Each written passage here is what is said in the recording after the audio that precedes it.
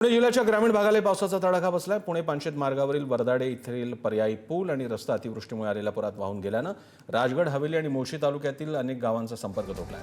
अतिमुसळधार पावसाचा पुण्यातल्या बहुली परिसरालाही फटका बसलाय।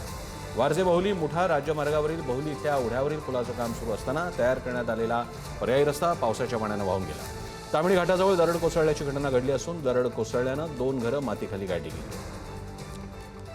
ज्ञानेश्वर सोतमल आपल्याला पुणे शहर आणि जिल्ह्याची माहिती देत आहेत। ज्ञानेश्वर, पुणे शहरामध्ये आपण पाहतोय की खडकवासला धरणामध्ये जवळपास 80% इतका पाणी साठा आता झालेला आहे। इतकं या सगळ्या घाट माथ्यावरती मागच्या काही दिवसांमध्ये पावसाचं प्रमाण वाढल्याचं बघायला मिळतंय। ग्रामीण भागाचं बोलायला गेलं तर ग्रामीण भागात पुण्याहून पानशेतला जाणारा जो रस्ता आहे तिथला पूल बाधित झालेला आहे, त्यामुळे त्या पुलावरून पानशेतला जाणारी जी वाहतूक आहे ती थांबवली गेलेली आहे। बाहुली असेल किंवा अन्य भोर विल्ला मुळशी तालुक्यातली जी गावं असतील तिथे देखील मोठी बाधा या सगळ्या पावसाच्या पाण्यामुळे झालेली आहे। तामिनीमध्ये जर आपण पाहिलं तर आज सकाळी एका घरावरती दरड कोसळलेली होती, मात्र घरात कोणी नव्हतं। आधीच स्थलांतर केल्यामुळे तिथला मोठा धोका जो आहे तो टळलेला आहे आणि रेड अलर्ट आज दिलेला असल्यामुळे शहरातल्या त्यासोबतच पिंपरी चिंचवड मधल्या शाळा बंद आहेत, ग्रामीण भागातल्या देखील शाळा बंद आहेत। धन्यवाद ज्ञानेश्वर, तुम्ही दिलेल्या माहितीबद्दल।